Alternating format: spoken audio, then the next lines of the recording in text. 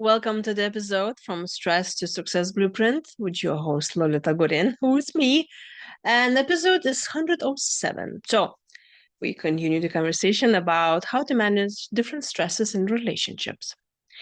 Okay, so today I want to address work-life balance. Yes, it can get very, very stressful if the other person does not know how to manage work-life balance. It's kind of almost laughable to tell you that because that is one of the main topics, whatever I do, any speaking engagement that has to do with the workplace and entrepreneurship as well. Because work life balance is being thrown everywhere about you need to have work life balance, it's 50-50. But is it? All stresses really start from understanding the issue.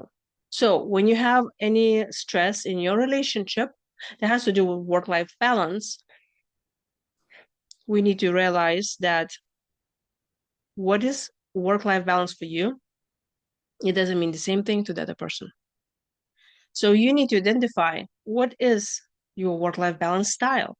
It's not necessarily needs to be 50-50. For example, somebody who's doing what they love, they may want to do it 90% of the time because they just love doing what they do and they make money of it and they're happy with it.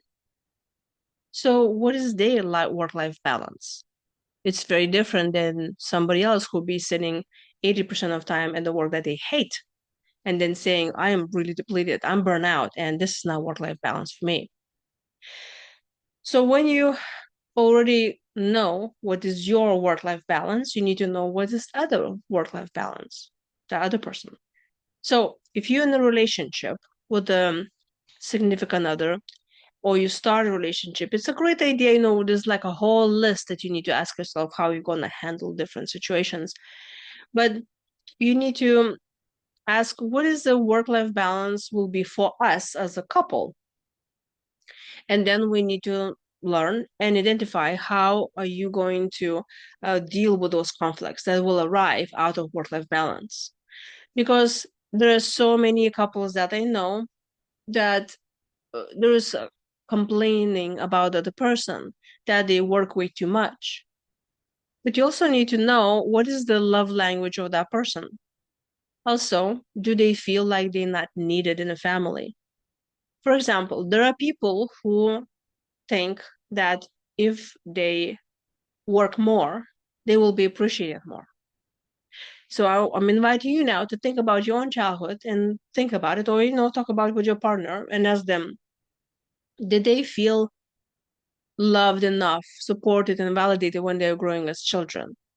Because if you grew up in an environment where you're not being celebrated for who you are, and you have this feeling that you're never enough, what's going to happen to you is that you will become this workaholic because you will want to be useful.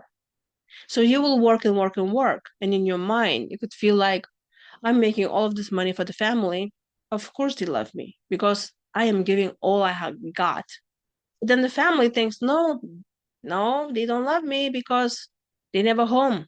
They don't give me what they want and what I need is the presence, the being in my life, experiencing my life, seeing what I'm up to.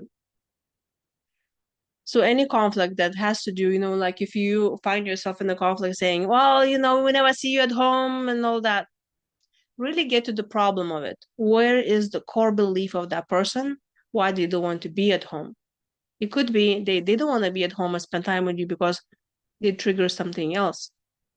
Maybe there's another different conflict that's involved that needs to be really taken care of and healed. So it's a long process, but obviously needs to come from empathy and also needs to come from understanding that we're all very, very different. So when you have a conversation with another person and you realize what is your work-life balance looks like, then you can start thinking about how you're going to accommodate this. Then you need to go into time management. Then you need to see what are your values and goals and your habits. And then you see where you match and where you clash. So then you can evolve into higher conversation. That's not going to be probably easy, but it might if you're really understanding people and seeing where can you delegate things, how you can arrange your time, and really make a new schedule and then follow that. And if a person that you have a problem with and the conflict about work-life balance does not want to talk about it, then I will recommend you to listen to another episode that I did all about why somebody does not want to get into conflicts and find some sort of resolution, because there's way too much to talk about that in one episode. There's always a reason why people behave the way they behave. And with enough of compassion and trying to figure out what can help the situation and saying, hey, I'm here for you, I want this for us to work, can open lots of doors for healing and communication. So I would love to hear from you. Have you been in a situation where um, you found, especially about work-life balance, that helped you with your partner to come to some sort of conclusion that now you see that was a great idea to implement it because it helped you? I would love you to share it in the comments below, because I would love to other people to read it and see what helped you. Maybe you'll help them. So thank you so much for listening in. And next time we'll be continue talking about the stresses in relationships.